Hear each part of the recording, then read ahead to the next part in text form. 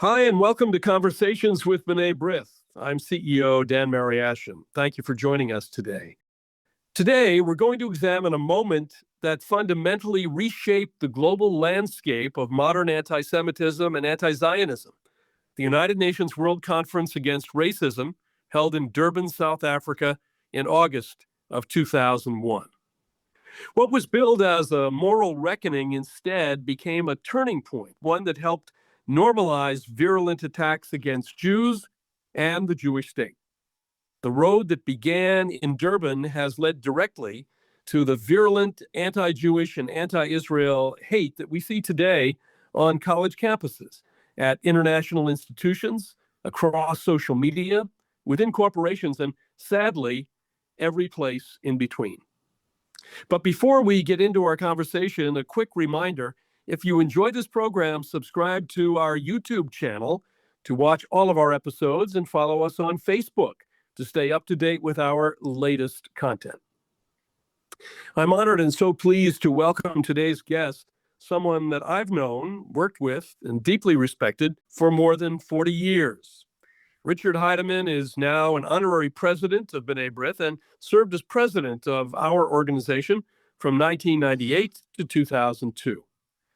Now, if I were to fully capture Richard's professional life and his lifelong commitment to justice and important causes, it would take the entire hour. So I'll focus on what matters most for today's conversation.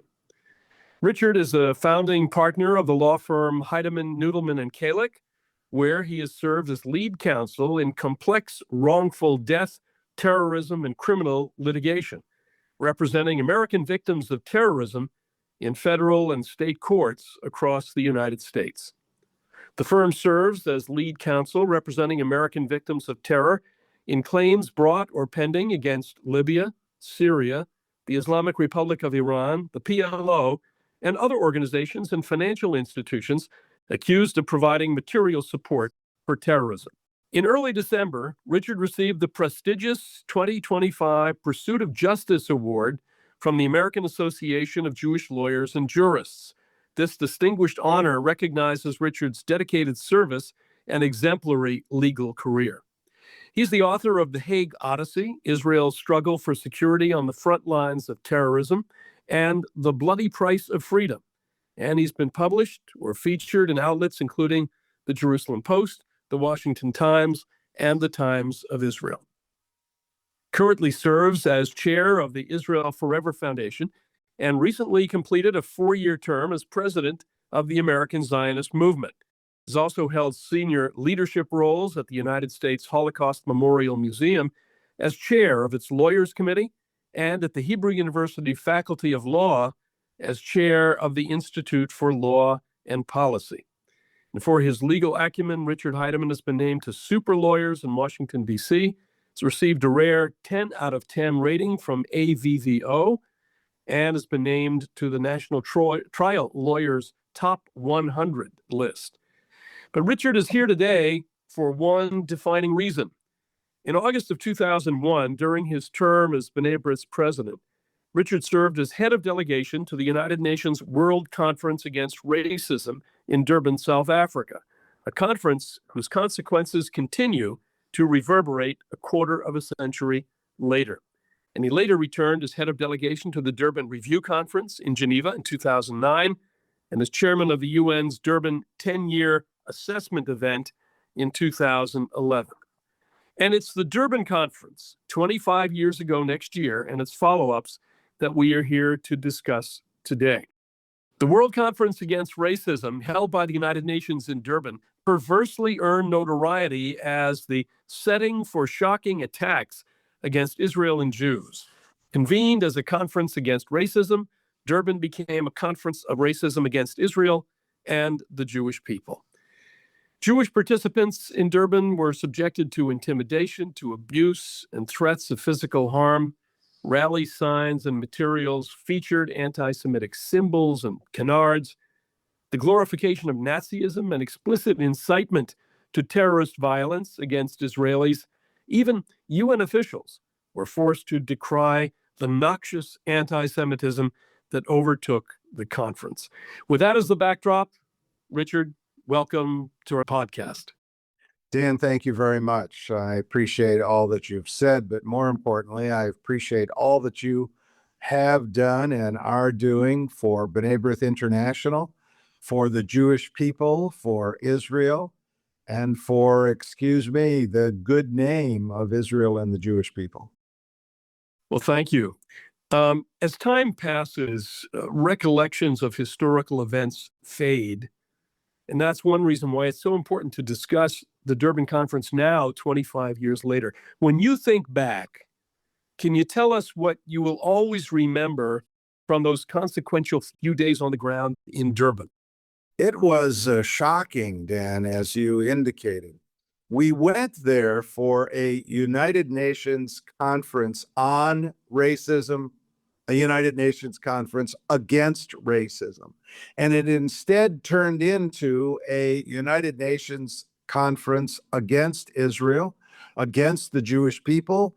We became accused of being racists. We became accused of being an apartheid, racist, criminal people. And we were indeed targets of attack, not just verbal, but physical.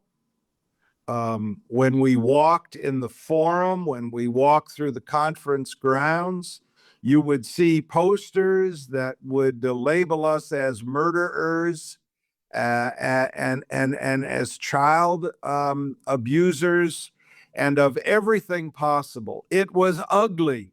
And nobody at the United Nations did anything to put a stop to it. Quite to the contrary, they encouraged it. It became a hate fest like I have never seen in my life.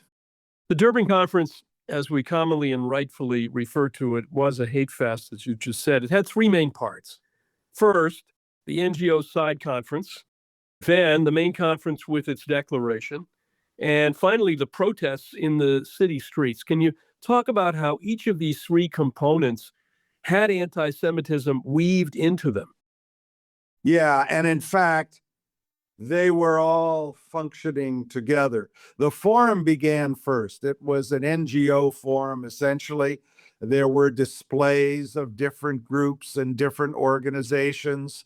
But the banners were all, and the photographs were all about Israel and Jews as killers, as murderers, as apartheid lovers. All of the issues we've heard play out over the last 25 years were not just planted as seeds there at Durban, they were already growing. It was pre-planned. The forum itself rolled into the main conference, but nothing stopped outside the building, and inside the building was almost as bad. The protests that you refer to literally barred us from going places we needed to go. We were threatened. We were not just cajoled, we were actually threatened. Some were actually physically attacked. It was ugly. It was dangerous.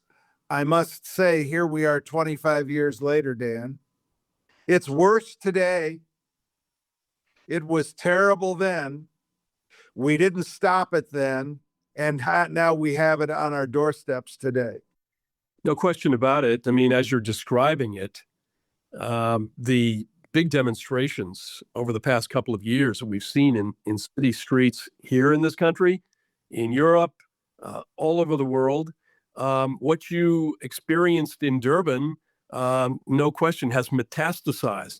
Now, some may wonder why we're focusing on this topic given the current situation, but what happened there can be linked to what is happening with anti-Semitism and anti-Zionism now, no question. Can you make the tie between what happened in Durban to the anti-Semitism that we're seeing in the streets across the world, particularly in the wake of October 7th? Talk about some of the similarities. You've just said we didn't stop it then. It maybe went into hibernation for a bit, but it came back out. What is it that's the tie that binds? Who do you think is behind this? These things just don't happen. Somebody has to organize it. Somebody has to make the signs. Somebody has to say, you have to be here or you have to be there. What do you think? You know, Dan, let's go backwards because we can learn from history because history is indeed repeating itself. If we go all the way back 100 years to the Nazi manifesto of the 1920s, 100 years ago, it made it clear that Jews were not proper people to be citizens of Germany. If you go to the 30s, when you had the Nuremberg race laws adopted, it made it clear that people with Jewish blood, no matter how little, were vermin. If you go to Kristallnacht at the end of the 30s, with the Night of Broken Glass, then you can see that the attacks on thousands of synagogues and of businesses were all government supported and encouraged, and nobody put a stop to it, including the police. Roll forward into the Shoah, we know what happened with the attempted annihilation of not just all the Jewish people, but of other minorities as well. And it was in 1944, before World War II was over, that the Arab League of countries met and they began to adopt their covenant to be sure that they would stand against the possibility of any Jewish state. And it's those very countries of the Arab League that then advocated the hate, carried the Nazi manifesto forward, and they were the countries that attacked Israel in the War of Independence. Now, I'm going way back, but this history moves pretty fast. War of Independence, 48, 49.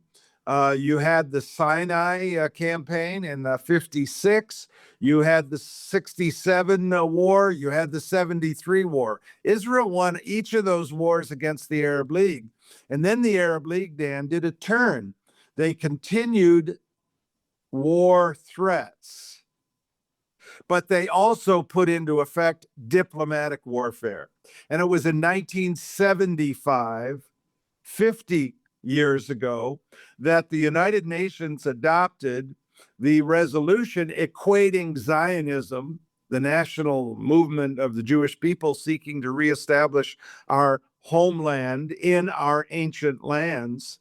They equated Zionism with racism in a formal declaration at the United Nations.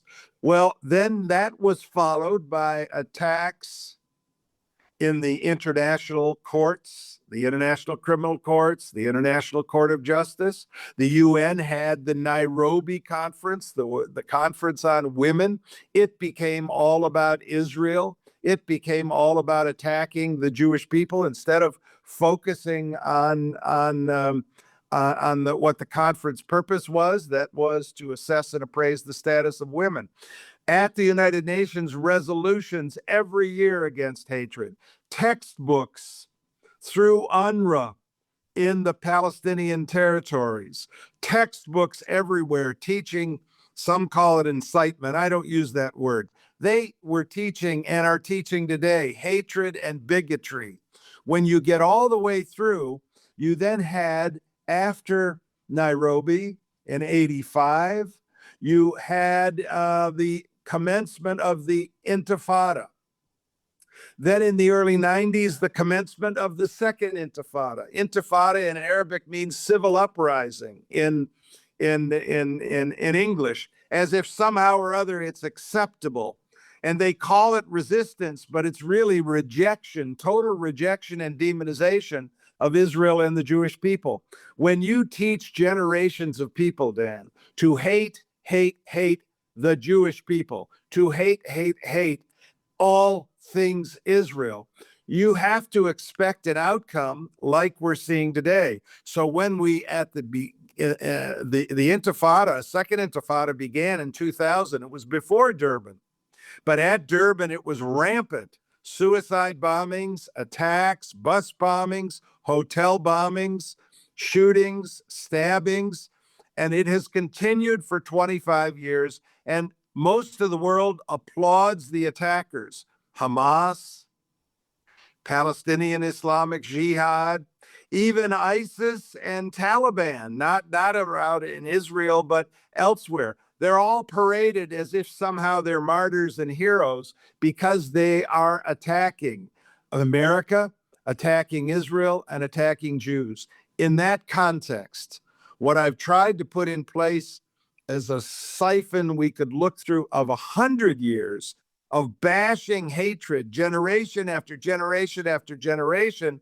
And therefore, what's gone on since Durban in the last 25 years almost became easy pickings. If I can continue for one more moment, it moved into the electronic intifada. It moved into the boycott movement. It moved into the academic boycotts, the economic boycotts, the sports boycotts. And it's all rolling out today. And all the young people believe that Israel is the oppressor, Israel is the apartheid, racist, criminal state, and that Israel is not a victim. So on October 7th, we saw what happened.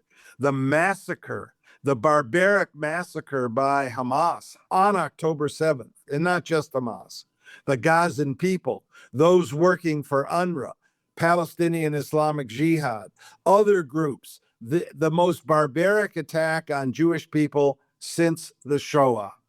What happened, though, on October 8th? The narrative around the world, as if it was pre-planned, was it's Israel's fault. Israel did it. And there were no rapes, there were no burnings, there were no beheadings, but the evidence shows otherwise. And here we are now, more than 2 years since October 7th, and most of the world believes that October 7th either didn't happen, it's a fabrication of the Jews, or it's Israel's fault. And if we had put a stop to all this hatred, stood up against it 20, 30, 40, 50 years ago, things would be better today. And we can't continue to be meek. And unfortunately, we are too meek. Well, if I recall correctly, I think it was Mary Robinson who was the chair for the Durban conference. And there was concern, I think, even before you left for Durban, that there was going to be some trouble there. And sure enough, it was more than that. Just want to make note, because you referred to it.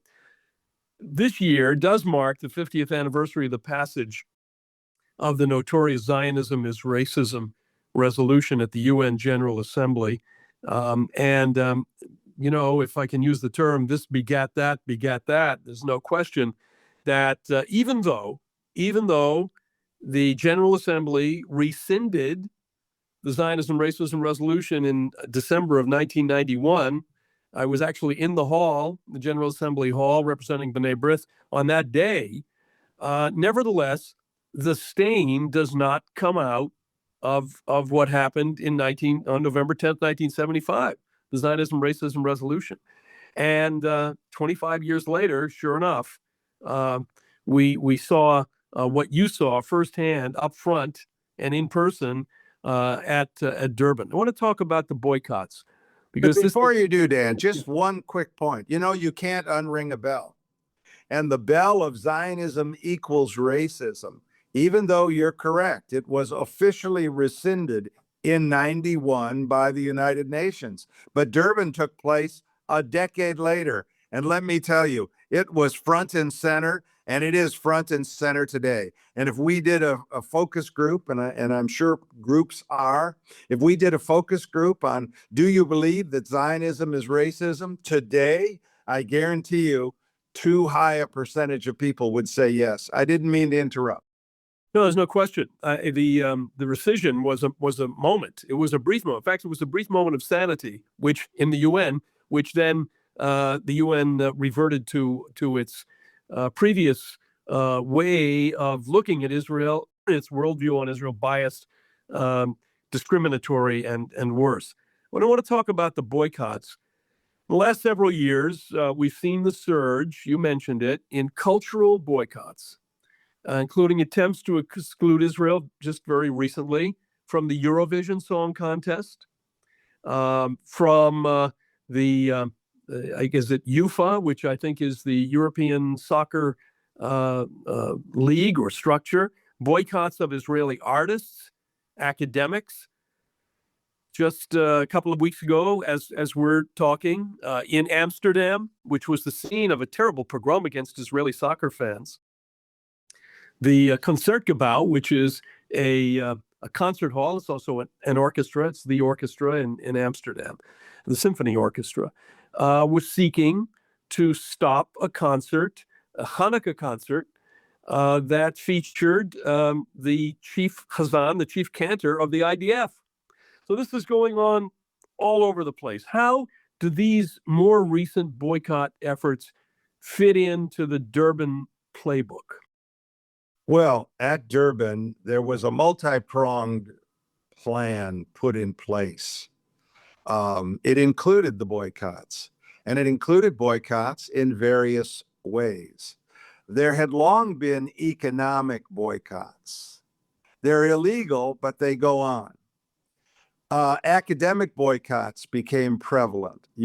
And we're paying the price of that today. We have professors barred from their classrooms. We have professors not being hired. We have professors not being invited to speak. Then you have, as you mentioned, cultural. The Israel Philharmonic isn't welcome everywhere. The Israel sports teams aren't welcome everywhere. Israel singers and performers aren't welcomed everywhere. And more are saying, and they're using the Israeli response to October 7th as a current reason. If October 7th hadn't occurred, they'd still be doing those same boycotts. They just would blame it on something else. They would blame it on the wall. Well, the wall is a terrorism prevention security fence. It was put up only for security, but Israel is accused of it being an apartheid wall. Anybody who's ever been to Israel knows you can walk down the street, you can go into Hadassah Hospital, you will see people of every religion and wearing every garb and of every skin color, working, being treated respectfully and with dignity, not only in the streets, but in the hospitals, getting health care, no matter what their national origin is, no matter what their beliefs are, no matter what their religion is. But Israel isn't given credit for that because the hate fest of Durban keeps driving home the justification to paint Israel, everything Israel bad. So is anti-Israelism, anti-Semitism, anti-Zionism, they're all rolled up together. And the fact of the matter is, we have seen what I call, Dan, a culture of hate that has developed. It's promoted by the New York Times. It's promoted by the BBC. It's promoted by Al Jazeera. It's promoted by the Muslim Brotherhood. It's promoted by, in my opinion, CARE. It's promoted by other organizations who believe that they can express hate toward Israel and the Jewish people under the guise of freedom of speech. But the fact of the matter is, in my view, it's a conspiracy to deprive Jewish people of our inherent rights protected by law. We have to, therefore, as we in our firm do all the time, analyze situations to see, can we launch proper litigation to stand against it? Can we use the court of public opinion to stand against it? And I'd like to suggest that all of our viewers, all the B'nai B'rith leaders around the world, using the great name of B'nai B'rith International, the respected name of B'nai B'rith International, we all should be standing up, speaking out, making it clear that this culture of hate is unacceptable. It must stop. And if we have to initiate actions, both in the court of public opinion and in the courts, in order to get enforcement to stop it, let's do so together. I have a final question, and it ties in because all of this ties in. 1975, 2001, October 7th, as you've rightly put all of this, it's connect the dots and very clearly.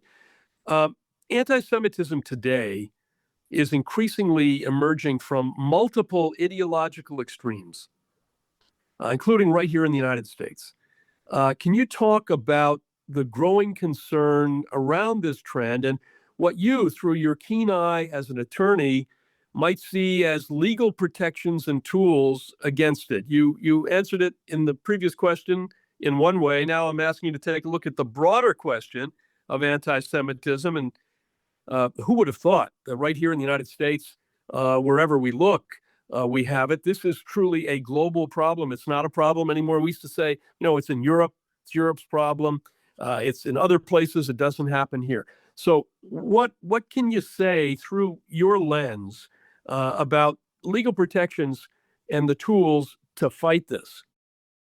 When U.S. Supreme Court Justice Robert Jackson was the prosecutor at Nuremberg, he sought justice, and he made it clear, and I'm paraphrasing, that we must hold those accountable in order that it not happen again. Those are my words, but it's his sentiment that I'm trying to express.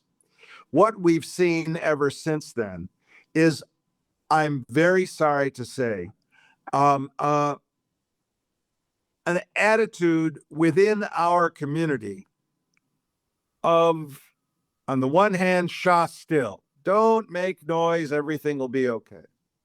On the other hand, people being afraid to initiate too strong of litigation, including seeking restitution, because they don't want the Jews to be accused of seeking money, because we're always accused of that.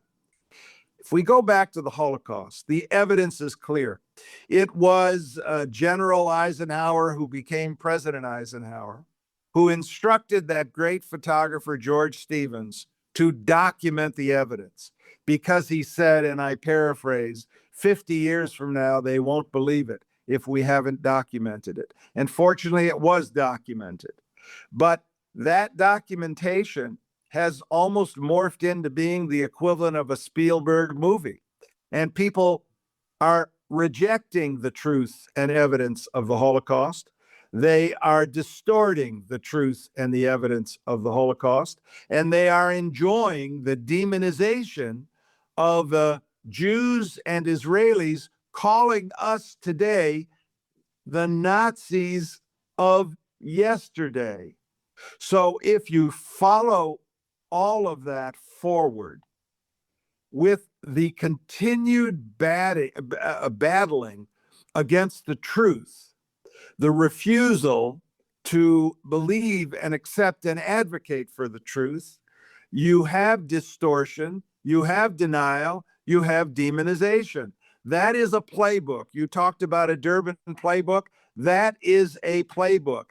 Distortion, denial, and demonization. When you roll all of those together over now 50 years, 25 since Durban, bang, bang, bang, bang, bang, and nobody's really standing against it. So we have to say, who has stood up for, as I began today, the good name of Israel and the Jewish people? The last time I saw one of my grandmothers, Dan, and I've shared this with you before, the last words she shared with me were, don't forget that in the end of your days, all you take with you is your good name. So let's focus on that for just a moment. We're a people, the people of the book, an ancient people. The Judaic-Christian philosophies and doctrines have led the world to dignity, human rights, humanity being stronger than any other principle, loving life, loving our children, loving learning, all of the good things that we believe in. But today we're not seen that way. We are seen as the haters. We are accused of being the liars and the oppressors. I want to focus on October 7th. The evidence is clear of the rapes, the beheadings, the burnings, the murders, the maiming. Phyllis and I were in one of the kibbutzim days after October 7th. You could still smell the burning flesh. You could still see smoke. You could see the children's bicycles twisted from the heat. You could see refrigerators that melted, stoves that were open. There's evidence of children having been put in some of those stoves. I vehemently disagree with the fact that Israel didn't share that evidence immediately, because what we learned from General Eisenhower, then later president, should have been, in my view, the principle from October 7th. These violent, barbaric actions are unacceptable in the world, and we must respond, because Israel has, like every other nation state in the world, not only the right, but the obligation to defend her people. No question Israel failed on October 7th. No question. But the response needed to be, and has been, a response to the terrorists who only want to maim, murder, kill, destroy, and show Israel as the villain of all villains. I want to add something about UNRWA for just a moment. As you know, we've sued UNRWA in federal court. They're claiming immunity. We'll see how that rolls out with the courts. But the fact of the matter is, since Israel's independence, the Palestinians have not been allowed by the United Nations to resettle in other lands. They've been kept in refugee camps, not by Israel, but by the United Nations and by UNRWA itself. Why? I call them demonstration camps. Keep people in camps in order to demonstrate how bad Israel is. This has been a UN-supported, Arab League funded, Arab League encouraged attack on the good name of Israel and the Jewish people since long before the days of the establishment of the state of Israel. Now, we have to look back at these 100 years and say, we have to do better. That means standing up, speaking out, taking strong efforts with pride and with respect for who we are as a people, what our religion stands for, our respect for other religions, our commitment to free access to the holy places, and our commitment that all of Israel should be a terror-free zone so that everybody there and her neighbors can live in true peace and in safety and in security and never suffer again what we went through in the Shoah, but also what we are still suffering from as a result of October 7th.